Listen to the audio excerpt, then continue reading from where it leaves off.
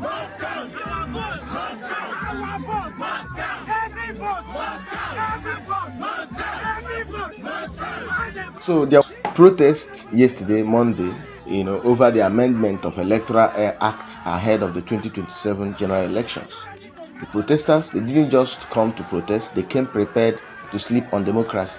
On Monday morning, an unusual spectacle unfolded at Nigeria's National Assembly complex in Abuja. Protesters arrived not only with placards and chants, but with mattresses and pillows, turning a political demonstration into a visual statement of resistance. Some demonstrators sprawled across the protest ground, lying down as if staging a symbolic sleep in a performance meant to mock what they see as lawmakers sleeping on electoral reform. At the heart of the protest is a growing national dispute over the amendment of the Electoral Act ahead of the 2027 general elections. What's the key battleground? The key battleground whether the Independent National Electoral Commission (INEC) should be mandated to transmit election results electronically in real time from polling units. Protesters argue that anything less than mandatory real-time electronic transmission leaves room for manipulation, delays, and the familiar shadows of electoral controversy. Discretion, they say, is a loophole dressed as policy. Lawmakers, however, are divided. Some senators insist the clause should remain optional, citing logistic hurdles, infrastructural gaps, and technical feasibility.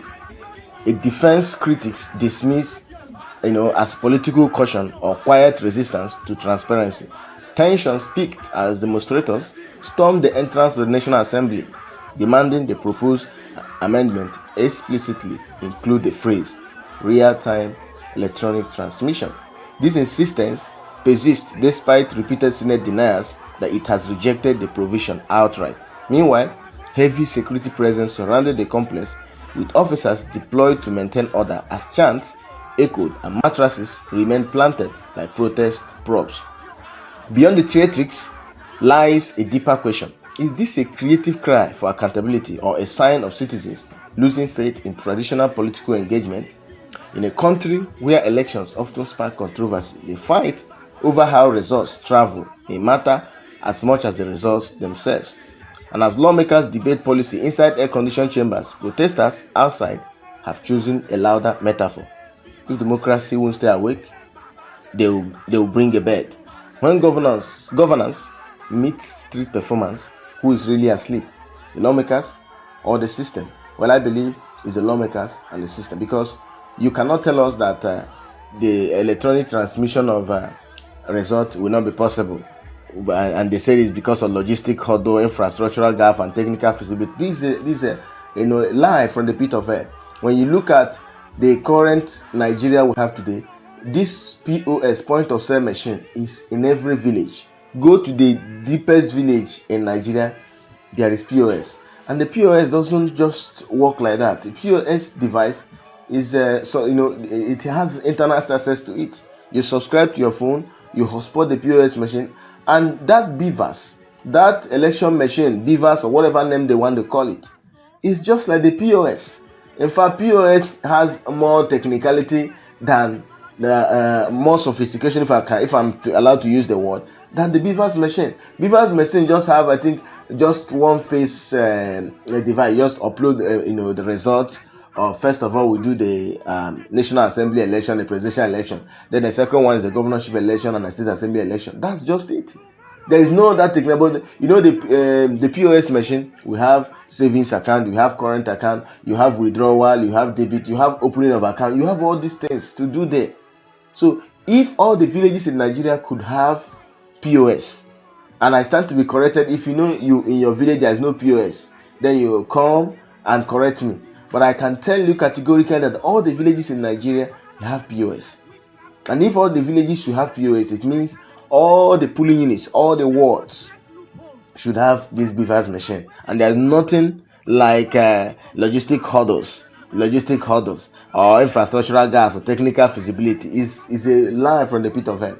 And we know how Nigerian votes have been manipulated all these years. danger was clear. We have suffered the danger. That's what we have suffered before. We don't want any glitch again. Yes, glitch is finished. We want things to come back to glitch. Yes. No more glitch. No more glitch. Akpabio. Simple transmission. It's not a difficult thing. Allow the elections to go through the normal process. Whoever wins will accept. So why are you bringing us of confusion? I want to ask you a question. Last week, they protested. And last night, the Senate issued a statement saying that they are going to have an emergency plenary sitting tomorrow. Doesn't that make a difference? That's what we are trying to make sure they make that difference. So are you coming here tomorrow to protest as well? No. When they sit tomorrow, after they are sitting tomorrow. But the political parties are lagging behind. It's as if it's the Nigerian situation that is working. They are working towards this action. We are working. We are doing that. That's what it's good you are seeing me today now. Because of it is a ballot travel. Election results must be transmitted electronically. Until we accept that, until that is implemented, there can never be credible, fair, and credible and fair election, free and fair election in this country. So that's why these people, gallant Nigerians, came out en masse to protest. And it's unfortunate that few people turned out for such protest. People didn't show up. They didn't show up. And as you expect, I don't know what you want to call them, cowards. They are supposed to come out en masse to protest. But no one is protesting. But we all can complain. Nigeria is this, Nigeria is that. This is why we should protest. But the unfortunate thing is this: most of these people that came out to protest now, they came out. The likes of El Rufai said he would have joined P2B to protest because he was away. He's not in Nigeria. He should have joined. If he was still in Tinubu's government, he would be defending Tinubu government. Most of the people, Loretta Onochie, the picture, her picture is there. She worked under Buhari, and she was an arch criticizer of P2B. Now, APC did not consider her, valuable, important. Or Tinubu, let me just say, Tinubu did not consider her important in his government. So she lost it with Tinubu and his government, and that's why she's now, she's now returned to protest. What is she protesting? Buhari ran the worst government in the history of Nigeria, and I think Buhari's media aide or something, and she was just there tweeting any news that she sees online. She was always ready to defend rubbish. So the thing is, are we actually protesting? I'm not talking about well-meaning Nigerians. The youth, I've seen quite a whole lot of them that came out in their numbers to protest, for the well-being of the country, of Nigerians. I'm talking about these belle-faced politicians, the likes of Dino Melaya. I don't want to be calling them. Most of them, these guys are out because they see they've lost it with APC. They just want to reposition themselves. They just want to regain their ground because they've lost their ground. They've lost their footing. It's not that they mean well for any of us. They just want to, regain power. Most of them are so interested in power. They want to get hold of power. So this is what we must define. We must define their role in this protest. We must define their involvement in this protest, in this whole thing. Are they protesting for the betterment of Nigeria, or are they protesting for them to get into power again? That is just what I am seeing. They are just there. Everybody's following P2B. P2B. Everybody is now P2B's praise singer, because they see that Tinubu, in his own way of politics, has almost swept the whole of Nigeria with APC. Southeast has been overtaken by APC. South, North, everywhere. APC governors have governors from this state, from PDP governors, have decamped to APC. So it's nearly impossible now for you to defeat Tinubu. And I've told this man called Atiku Abubakar, if you really want to make an impact, the South zoning system is what works in Nigeria. The leadership is zoned. So if Atiku should ever come up again to fly the ticket of ADC, it means that Atiku will never win election in life. He should have learned politics from Tinubu, but he doesn't want to learn.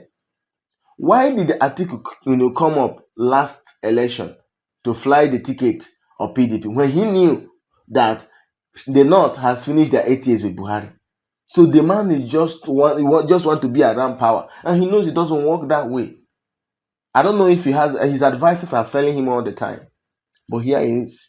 If ADC wanted to do anything meaningful, if they really want to challenge, if they really want to challenge this APC government. They should never try to bring a northerner to fly ADC ticket. If they do, they will fail woefully because the South have not finished it's their turn. Tinubu said Emiloko. But it's not his turn. It's the turn of the South. If they attempt to bring another northern candidate, politician, to fly ADC, because ADC is just the Labour Party is dead and gone. There's no other political party alive. Just this new one now they form. All the let's say politicians that lost it with APC, they jump to ADC. So if they fail to provide a candidate from the north, who everyone now believes that P2B is a strong face that can challenge Tinubu, P2B will sweep south and southeast votes, and he will need a small chunk, maybe large chunk of votes from the north to defeat Tinubu. If they fail to do it that way, and Atiku does it the way he do it all the time, he should then know that he can never win election again in Nigeria. You keep campaigning, you keep contesting, continue to contest until he gets tired. So as we speak, the only candidate from the south, when it's time for the north know who they want to pick. The only candidate from the south that can challenge Tinubu is P2B. You can take it or you leave it.